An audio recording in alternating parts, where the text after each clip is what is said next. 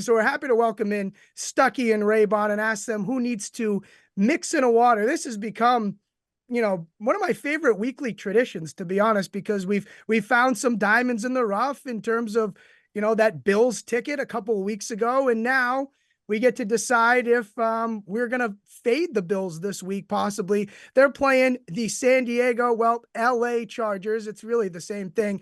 Daddy-O proposes Bolts money line, new coach bump, stick truck sticks the Bills and shocks the world. Oh, I get it. Easton stick here. Anyway, Stuckey, I saw you log in the Action app, the Bolts plus 14.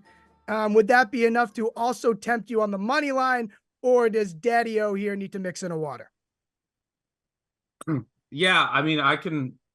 No, he doesn't need to. I can see it. I'm actually scared of this game. All of my big better Bills fan friends are also scared of this game.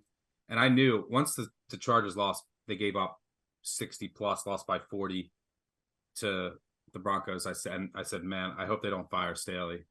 Because if they do, and the Bills beat the Cowboys, which I think they do, I'm going to have to bet Easton stick this week. But it is, I mean, you want to talk about a spot of all spots. I mean, number one, Chargers on extended rest. Bills short week after 3 huge games against the Chiefs, Eagles, and Cowboys. Extended rest, short week going across the country means more too later in the year. Chargers interim coach bump. Historically, teams performed a little bit better the week after firing their coach. And I think it's even more of a bump this year because I think they quit on Staley, and that was pretty apparent in that game. You also have you also get the element of surprise, right? You'll have a new interim coach. You'll hear from other assistants, other players. They'll say, hey, let's do this. This isn't working. Let's change this. And that's not on film for the Bills, who have a short week and are going across the country. And teams are just, look, it's a double-digit home underdog in the NFL for what it's worth, 73-53 against the spread over the past 20 years. But teams that get embarrassed in the NFL are usually very good bets. And teams are never as bad as they looked the week before. To put some numbers to that, teams that lost by 35 plus the previous week, 75, 44, and 6 against the spread past 2 decades, 63%. When underdogs, after losing by 35 plus, 58, 29, and 5 against the spread, 67%. When catching more than 10 points after losing by 35 or more, 17 and 3 against the spread. Those are bad teams, right? Double-digit underdogs after losing by 35 plus. No one wants to bet them. Usually, those are good bets. 85% against the spread. Covering by 10 points per game. A lot of outright upsets in there, believe it or not. 16 and 1 against the spread after September.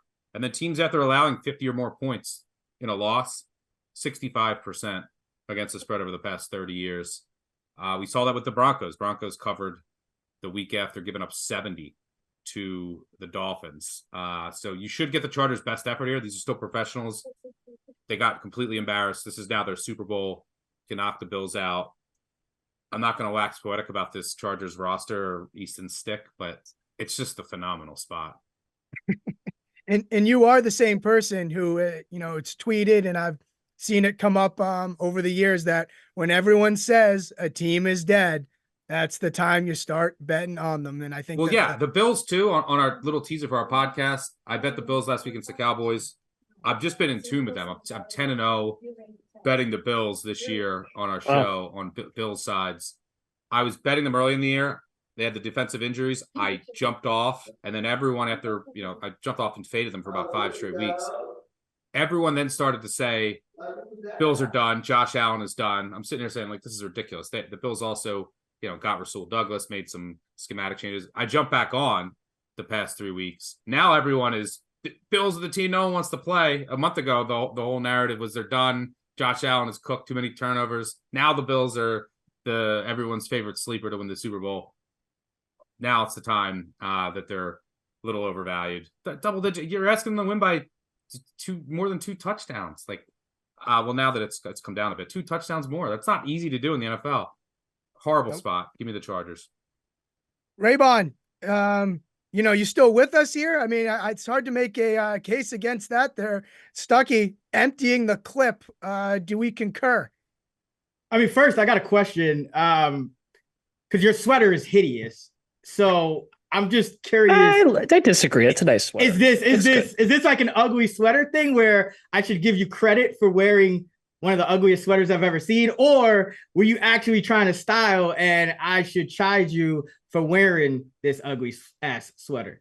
I was not trying to style. I'm just trying to mix it up a little bit. You know, we do this remotely. I'm sitting here in my room alone. You know, you have to kind of bring your own energy here. You know, like that's ugly sweater in honor of an ugly bet on the Chargers. Yes. All right. Yes. Well, have a little fun. We mix it in the water for that sweater, but I'm gonna say mix in the water for the Bolts money line, only because Stuckey made a lot of great points, but all the information and the stats he gave were about these teams covering.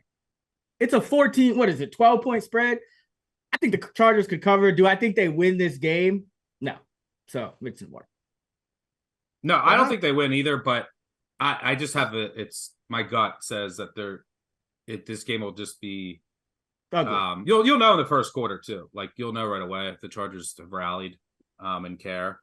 But I just have a weird feeling this game will just be close in the fourth quarter. Well, we talked to Evan earlier, and he constantly brings up too the week after the coach gets fired part of it too, and that's what Stuckey's whole setup was, right? So let's go to this next one from our guy. Hey, Paulie, Mason Rudolph +2 Christmas week. Tomlin rah spot, not blah blah. That's DeBundo's tagline of blah blah. The rah Tomlin spot. Mason Rudolph Saturday +2 at home against Cincinnati. I heard you snark, Stuckey. Does Paulie have to mix in a water? No, we got a lot of sober participants here on Christmas week. Was that Rudolph was that like a Rudolph the Red-Nosed Reindeer reference for Christmas week? Has to be, yeah. Rudolph. Yeah. Seen a lot of that. But this is look, I don't know how much Tomlin could be gone at the end of the year. I don't know. One final rah spot in Pittsburgh. I mean, look, if you look since 2019, there's been 99 quarterbacks who have had at least 100 dropbacks. Mason Rudolph is like, I think 48th, 49th in adjusted EPA per play. You know, Trubisky's like 47th, Pickett is 55th. Like, there's not much of a difference between these quarterbacks. And Trubisky has lost the plot. He just Bortles. He was playing so poorly that it only can get better with Rudolph. So and this is the spot.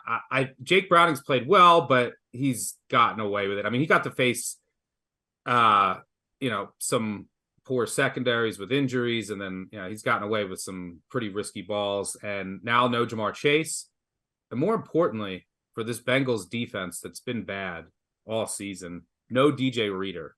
That's massive in the middle. He's irreplaceable. And the drop-off, it's kind of like what happened to the Bills after they lost Daquan Jones, who's playing so well. They just don't have anyone else who's really going to step up in the middle. So what does that mean? That means that Rudolph and the Steelers can rely on the run game here. I like the Steelers at home, so no need to mix in the water. Paulie strikes me, Raybon, as someone who's into the rah element, referencing the Sopranos there, based on his tone oftentimes. Does Paulie need to mix in the water, or are you in agreement with Stuckey? Nah, man, no mixing the water here. And in honor of Tim's sweater, I think it's so versatile because you can use it as a regular outfit or an ugly sweater. It's the same thing with this Rudolph the Red-Nosed Reindeer thing. If you back in the Steelers, like I'm gonna do, you could throw on the red nose, and if the Steelers get trounced again, like they've been doing, you could it doubles as a clown nose. So versatility. But no mixing the water. This is a spot for the Steelers to just ruin shit in the NFC. It's also it's a law. Like there's the laws of science. It's like the sixth law of thermodynamics. That Tomlin has to not finish under 500. So this is the game that he'll need to do that. Tim, can you turn that sweater inside out? Does it have that capability? Funny enough, it's like an Under Armour. It's dry fit, so it's supposed to be. Of course, that's it is. That's kind of the thing. It's like a athletic. So you can wear it to hockey practice. Is that a separate turtleneck under it, or is that part of the sweater? No, separate. Turtleneck separate. Oh, okay. Yeah, layer up here. I'm chilly. I'm fighting something, to be honest. I dig it. It's that time of the year, and I got to give Stuckey too a lot of credit. He brought his fastball today. This guy, I mean, for the very chipper Stuckey today.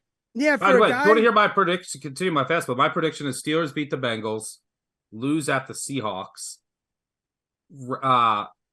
Ravens have the 1 seed locked up, rest everybody, week 18. Steelers beat the Ravens in Baltimore, and Steelers finish 9-8. Tomlin keeps the streak alive and then gets fired. The standard is the standard.